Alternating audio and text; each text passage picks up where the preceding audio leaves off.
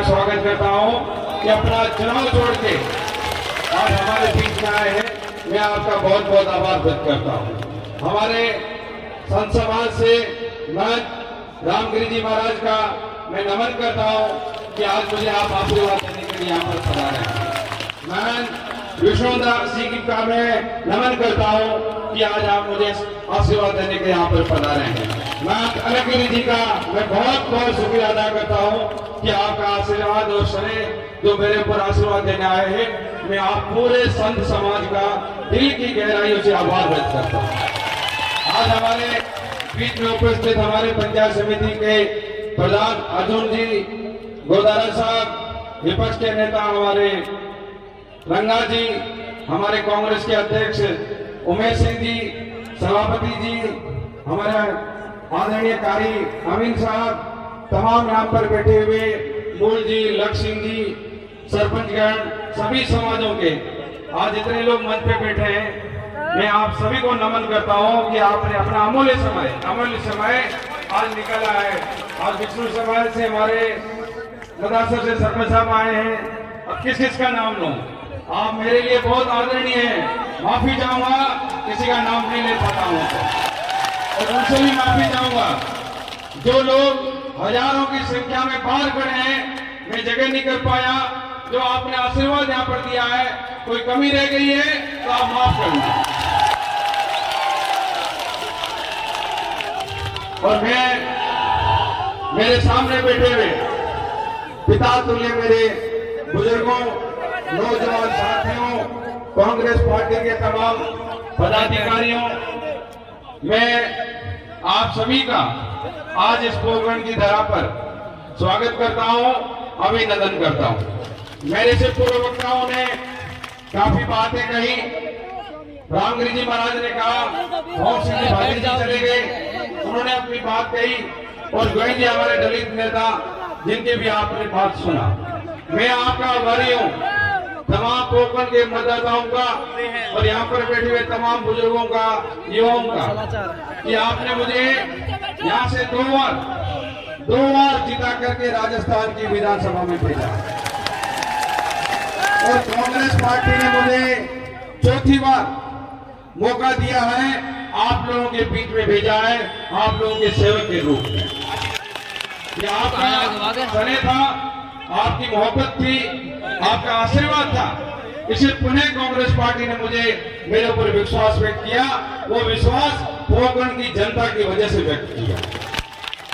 मैं, मेरा परिवार, आज मेरे पिताजी स्वर्गीय काजी फकीर साहब नहीं रहे, पर उन्होंने जब तक वो जीवित रहे पूरे राजस्थान में, मारवाड़ में, जैसलमेर में 36 कौम की सेवा की और 36 कौम ने उनको भी अपने दिल में बिठा के रखा। और मैं हमेशा ये प्रयास करता हूँ, जो हमारे बुजुर्गों का रास्ता है, उस रास्ते पे चल करके मैं पूरे राजस्थान की और जैसलमेर की सेवा करूं। इसलिए मैं भाइयों, बुजुर्गों, आपसे कहना चाहता हूं, इंसान काम करता है, काम करने में हजारों गलतियां भी होती है, पर गलतियां जो होती है उसको माफ करने वाला सबसे बड़ा है।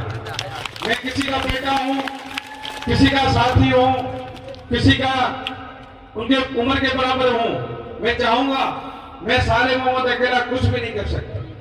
आप जब ये सैकड़ों हजारों लोग जो आए हैं, हजारों लोग अब साले मोहम्मद बनेंगे, तभी हम चौथी बार यहां से जीत के जाएंगे। मैं इतना आपको कह सकता हूं कि मैं पोखरण को, मैं आज चौथी बार चुनाव लड़ रहा हूं। आपने मुझे 2 बार के यहां से जिता के भेजा है, तो जब से मुझे आपने जिताया, मैंने लगातार जिस दिन से जीता उसी दिन से ये फंड ले लिया था कि पोखरण के विकास में किसी प्रकार की कोई कमी नहीं आने दूंगा।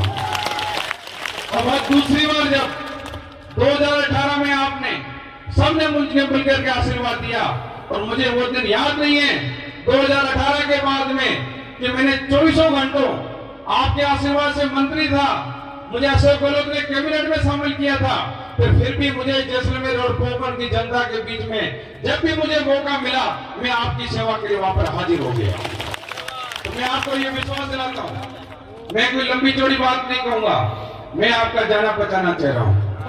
आपने मुझे हमेशा सहयोग किया है और वापिस मैं वही सहयोग लेने के लिए आप लोगों के बीच में आया हूं।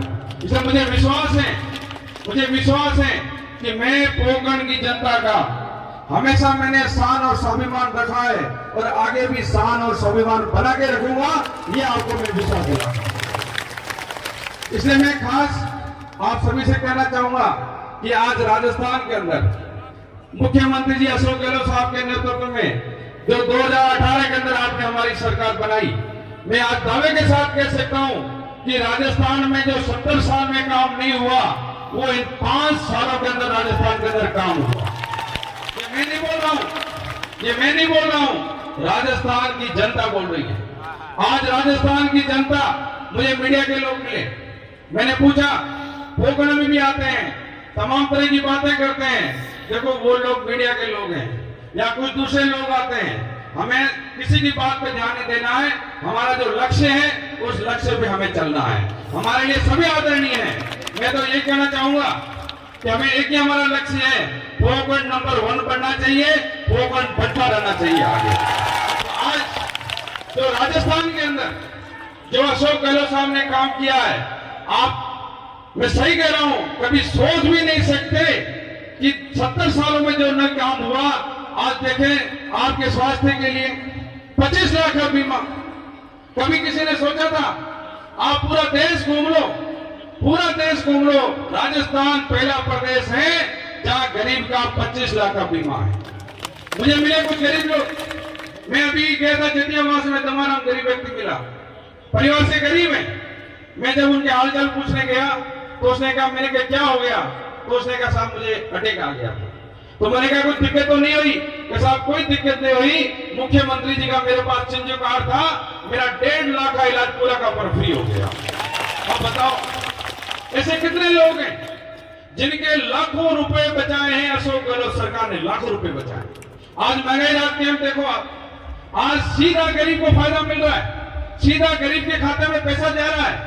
आज विपक्षी जो लोग हैं जो बड़ी बड़ी बातें करते हैं, आज हमारे लोकसभा से दूसरी बार के जो एमपी जीत के गए हैं, आज उनसे कोई पूछता है कि आप दूसरी बार यहां से जीत के गए हो, आप पोकरण में जोधपुर लोकसभा में कोई एक काम गिना सकते हो कि आपने पोकरण और जोधपुर लोकसभा में ये कोई बड़ा काम किया? उनके पास कोई काम की गलती नहीं है। एक वादा किया था कि मैं पोकरण की सीधी ट्रेन बाईपास निकालूंगा। आज 10 साल हो गए, 6 महीने बाद वापिस चुनाव आएंगे, पोकरण की जनता और मीडिया पूछता रह गया, आज तक उन्होंने जवाब नहीं दिया कि ये ट्रेन कब आई।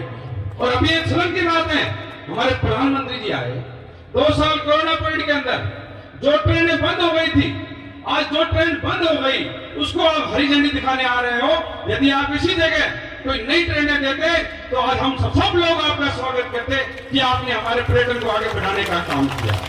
इनके पास मुद्दा नहीं है, इनको काम पे विश्वास नहीं है, न तो किसान के, न युवाओं के, न महिलाओं के, न बुजुर्गों के हैं। इनका इतना ही है, 4.5 साल तक ये सेल करते हैं देश की। 6 महीना पहले आते हैं, मोदी जी के नाम से चुनाव लड़ते हैं, जीत के यहां से चले जाते हैं और 7.5 साल वापस जनता को मुंह नहीं दिखाते हैं। और एक तरफ ये अशोक गहलोत की सरकार, जो मुख्यमंत्री जी जो 18 घंटे रात दिन आप लोगों की सेवा करते हैं, जब आपको परखना है, एक तरफ वो लोग हैं जो 18 घंटे काम करते हैं, गरीब के लिए योजना लेके आते हैं, और दूसरा जिसको गरीब की चिंता नहीं है, युवाओं को चिंता नहीं है। आज इनका घोषणा पत्र का वादा था, तो ये युवा लोग खड़े, इनको इन्होंने कहा था कि हमारी सरकार बनेगी तो हम हर साल 2 करोड़ नौकरियां देंगे। आज मैं पूछना चाहता हूं, इनके 9 साल हो गए, 18 करोड़ नौकरियां क्या देश में मिली है क्या? मुझे युवा बता दे, खुद बता दे। तो आज युवा परेशान, बुजुर्ग परेशान, महिलाएं परेशान, तो आप किस लिए काम कर रहे हो? दूसरा, हमारा घोषणा पत्र, हमने राजस्थान की जनता से 502 वादे किए थे, 502 वादे, और मुझे बताते हुए आज फक्र हो रहा है, उन 502 वादों में से हमने 95% वादे पूरे कर दिए। 95% वादे। वो क्यों वादे पूरे हुए कि जब हमारी सरकार बनी तो मुख्यमंत्री जी ने जो हमारा घोषणा पत्र था, वो घोषणा पत्र चीफ सेक्रेटरी को दिया कि अब जो भी आप काम करोगे वो इस घोषणा पत्र के तहत करोगे और सरकार के काम इसी के तहत होंगे और आज उसी की वजह से जो है 95% हमारे वादे पूरे हो गए। इसलिए भाइयों, मैं तो कहना यही चाहूंगा कि मैं तो आप लोगों का बेटा हूं, आपका साथी हूं। मैंने हमेशा गरीब की सेवा की है। लोकतंत्र में जनता माई बाप है, लोकतंत्र में जनता माई बाप है। जनता चुन के भेजती है, जनता चुन के भेजती है, वो जन सेवक के रूप में वो व्यक्ति आपकी सेवा करता है। तो मैंने वो सेवा आप लोगों की की है, उसमें कोई कसर रह गई है, कमी रह गई है, मैं आपको विश्वास दिलाता हूं वो कमी हम लोग पूरा करेंगे, किसी प्रकार की कोई कसर नहीं छोड़ेंगे, ये आपसे वादा करते हैं। तो मैं ये कह सकता हूं, आज जितना पोखरण के अंदर यदि मैं काम गिराने की सूची लेके आऊं और मैंने हमेशा कहा विपक्ष के लोगों से, देखो आपकी भी 5 साल की सरकार रही है और हमारे 10 साल हुए हैं, हमारे कोई भी 5 साल उठा के देख लो, आपके 5 सालों में हमारे 5 साल भारी पड़ेंगे, ये मैं दावे के साथ कह सकता हूं। इसलिए कह रहा हूं कि हमने काम किया। आज ये लोग तरह तरह की बातें करते हैं, षड्यंत्र रचते हैं, आज देश का माहौल खराब करते हैं। मैं तो इतना कहूंगा कि आज जिस प्रकार से 36 कौम के लोग आज आप मुझे यहाँ विश्वास देने आए हो, मुझे विश्वास है कि आज तमाम ये मंच जो है 36 कौमों का, ये मुझे आशीर्वाद हमेशा यहाँ से मिला है और आज आपके उत्साह और जज्बा से मुझे लग रहा है कि पुनः 2023 के अंदर राजस्थान में भी हमारी सरकार बनेगी और पोखरण में भी हम जीत के यहाँ से जाएंगे। अभी मैं आपसे ये कहना चाहूंगा, आराम से बैठे रहे, मैं आपसे कहना चाहूंगा कि मेरा 1:30 बजे का नामांकन का टाइम है, इसे मैं लंबी बात नहीं कहूंगा। आप सभी को यहाँ से पैदल चलना है एसडीओ कोर्ट तक, वहां से रैली के रूप में शांति से चलना है, आराम से चलना है। उसके बाद में गांधी चौक में हमारी रैली खत्म होगी, बुजुर्ग लोग साथ चलेंगे, युवा साथ चलेंगे, तो मेरा उत्साह वर्धन होगा। मैं जो कांग्रेस ज्वाइन कर रहे हैं